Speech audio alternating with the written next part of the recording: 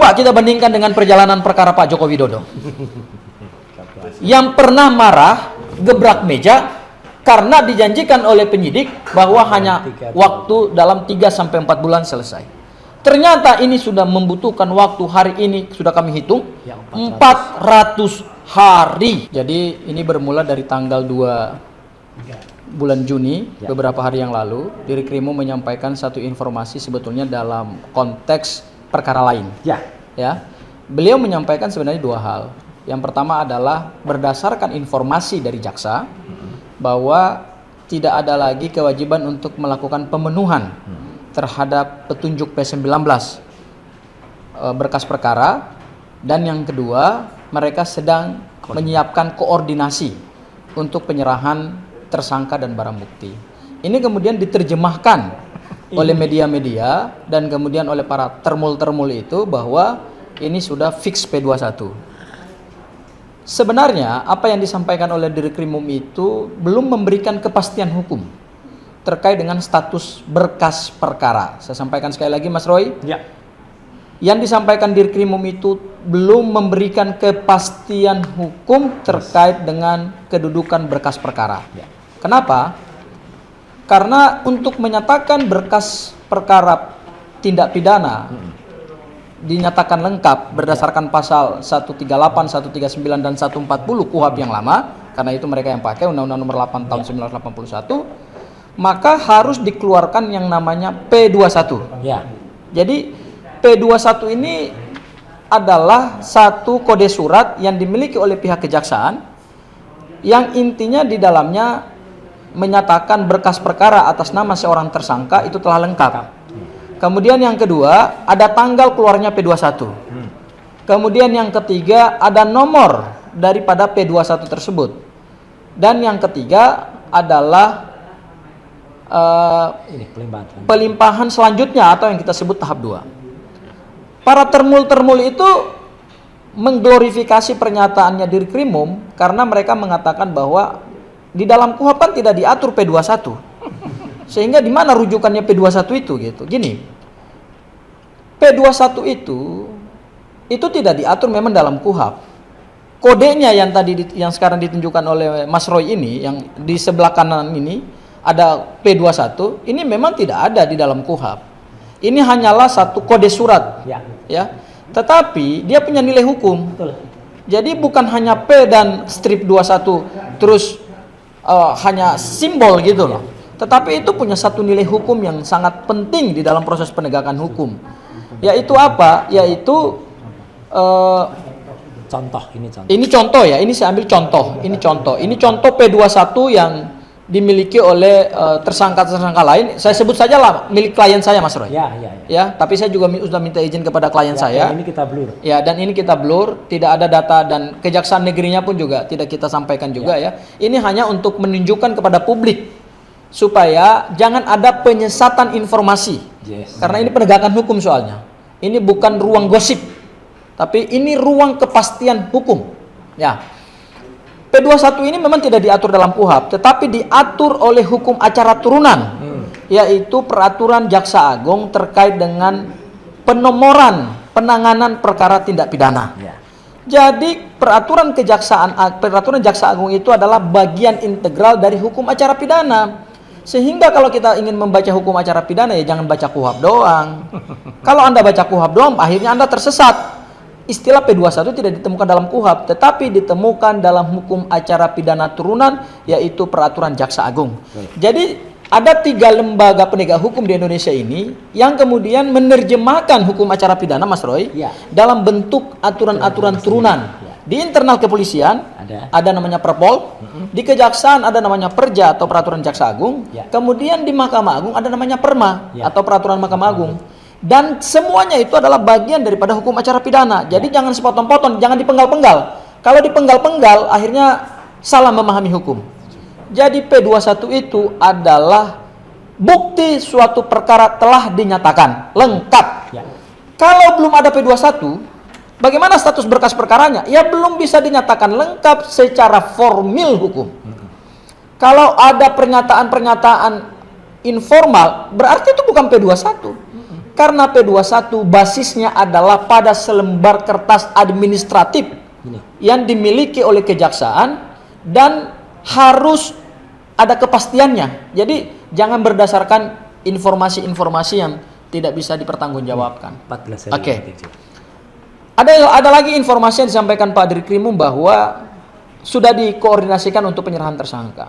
Kenapa kami dari awal menyatakan bahwa secara legal formal, saya katakan sekali lagi, bukan secara sosiologis, tapi secara legal formal, P21 itu sebetulnya belum diterbitkan oleh pihak kejaksaan. Kenapa? Karena begitu diterbitkan P21, maka ada dua kepastian hukum di situ. Yang pertama, berkas dinyatakan lengkap, dan yang kedua sudah disebutkan oleh kejaksaan, yaitu jaksa peneliti, bahwa penyerahan tahap 2 atau penyerahan tersangka dan barang bukti itu sudah ditentukan juga dalam surat P21, format yang terbaru dimiliki oleh kejaksaan. Ini adalah format P21 terbaru hasil dari Undang-Undang Nomor 20 Tahun 2025 dan Pedoman Jaksa Agung Nomor 1 Tahun 2026. Ketika kejaksaan menyatakan suatu berkas perkara lengkap, maka dia harus dulu terbitkan P21, dan di dalam P21 ada dua kepastian hukum. Berkas atas nama tersangka dinyatakan lengkap, dan yang kedua sudah ditentukan kapan tersangka akan diserahkan kepada jaksa penuntut umum. Ini yang kita belum mendapatkan kepastian, karena informasi-informasi ini kan sifatnya masih tafsiran-tafsiran, ya. Dan saya ingin katakan terakhir, Mas Roy, kalau kita lihat perjalanan berkas perkara ini, Mas Roy, ini menarik ini. Banyak sekali pelanggaran hukum yang dilakukan oleh penyidik Polda Metro Jaya. Pelanggaran hukumnya adalah pada hukum acara. Hukum acara adalah hukum yang mengatur prosedur tata cara penanganan perkara pidana supaya tidak ada pelanggaran-pelanggaran yang dilakukan oleh aparat penegak hukum. Jadi aparat penegak hukum itu sudah dibuat sedemikian ketat aturan oleh negara supaya kewenangan yang dimiliki dan diberikan oleh undang-undang itu tidak penyalahgunaan, ya, tidak salah digunakan. Katanya kan akan ada surprise, tapi tanggal 2 Juni kemarin kami melihat belum ada surprise. Sehingga apa yang pernah disampaikan oleh Kombes Pak Budi bahwa akan ada surprise di akhir bulan Mei kalau nggak di awal bulan Juni, itu ternyata belum ada surprise. Tetapi diterjemahkan oleh para termul-termul, dan kemudian mungkin juga ada barangkali media-media yang mungkin saya pikir paham juga, karena saya pikir wajar juga karena mungkin mereka belum paham hukum gitu ya. Itu ternyata tidak ada satupun informasi yang surprise. Kalau kita lihat perjalanan berkas perkara ini sebenarnya kalau menurut hukum, Mas Roy, perkara ini sudah gugur secara administrasi hukum. Administrasi loh ya. Saya tidak bicara pada pembuktian 120 saksi, 700 lebih barang bukti, ya. Kemudian ada 20 sampai 30 ahli, saya tidak bicara di situ, tapi saya bicara dari sisi aspek formil. Perkara ini sudah tidak layak lagi untuk dilanjutkan ke persidangan. Kenapa? Karena sudah melanggar ketentuan-ketentuan hukum acara pidana. Yang paling fatal adalah, Mas Roy, perjalanan berkas perkara. Ketika tanggal 13 Januari, setelah penetapan tersangka tanggal 7 November, itu berkas pertama kali dikirimkan ke kejaksaan, Mas Roy ya. Kemudian tanggal 20 Januari keluar P18. Tanggal 26 Januari keluar P19. Dan setelah Rismon melakukan RJ dan mendapatkan SP3, berkas perkara dikirimkan tanggal 17 April. Kalau kita hitung dari tanggal 17 April sampai tanggal 2 Juni, itu berarti perjalanannya adalah sudah 46 hari. Sementara berdasarkan ketentuan undang-undang dan Pedoman Jaksa Agung Nomor 1 Tahun 2026, penyidikan tambahan berdasarkan P7 P19 itu hanya 14 hari. Dan ketika pelanggaran 14 hari, maka SPDP dan berkas perkaranya harus dikembalikan. Dan ketika itu dikembalikan, berarti perkara tersebut tidak bisa lagi dituntut di persidangan oleh jaksa penuntut umum. Itu artinya secara administrasi perkara ini telah gugur. Kemudian yang kedua, ini perkara memakan waktu terlalu lama. Ya, ini perkara yang sebenarnya sederhana, hanya selembar ijazah. Ini bukan perkara pembunuhan yang pembuktiannya rumit. Mungkin di sini ada Pak Ugro ya. Saya ambil 2 contoh perkara terbesar di Republik Indonesia. Yang pertama adalah pembunuhan yang dilakukan oleh Kadipropam Ferdi Sambo, dan itu melibatkan satu persekongkolan jahat dari oknum-oknum internal kepolisian. Sehingga ada juga yang kemudian ditangkap, dijadikan sebagai tersangka, terdakwa dan terpidana, dan banyak juga yang dipecat secara tidak terhormat. Berapa waktu yang dibutuhkan dalam perkara Ferdi Sambo setelah LP dibuka? Hanya 72 hari. Dakwaannya pasal 340 pembunuhan berencana yang rumit. Kemudian kalau kita lihat kasusnya Jessica Kumala Wongso, ya, ini modelnya sama, pembunuhan berencana dengan menggunakan racun sianida. Itu dari mulai LP dibuka sampai kemudian berkas dinyatakan P21, itu hanya butuh 141 hari. Ya, dan sampai hari ini pembuktiannya masih gelap terhadap perkara ini. Ya, meskipun sudah ada kekuatan hukum yang ingkrah, tapi bagi masyarakat sebagian kan masih tanda tanya besar juga. Coba kita bandingkan dengan perjalanan perkara Pak Joko Widodo. Yang pernah marah, gebrak meja karena dijanjikan oleh penyidik bahwa hanya waktu dalam 3-4 bulan selesai. Ternyata ini sudah membutuhkan waktu, hari ini sudah kami hitung 400 hari. Kenapa butuh waktu cukup lama? Kami mencurigai memang karena bukti-bukti yang dimiliki oleh penyidik Polda Metro Jaya itu bukti-bukti yang prematur. Bukti-bukti yang belum bisa memberikan gambaran secara detail dan komprehensif terkait dengan perkara pidana ini. Sehingga coba kita lihat, dari mulai berkas dikembalikan tanggal 26 Januari sampai kemudian tanggal 2 Juni, kami sudah menghitung kurang lebih 128 hari, Mas Roy. Ini ternyata belum bisa juga di P21 kan oleh jaksa penuntut umum. Kenapa pertanyaannya belum bisa di P21 kan oleh jaksa penuntut umum? Karena dilihat tentu pada kekuatan alat bukti. Ya. Karena alat bukti itulah yang akan menimbulkan keyakinan kepada penuntut umum apakah perkara ini dibawa tidak ke pengadilan.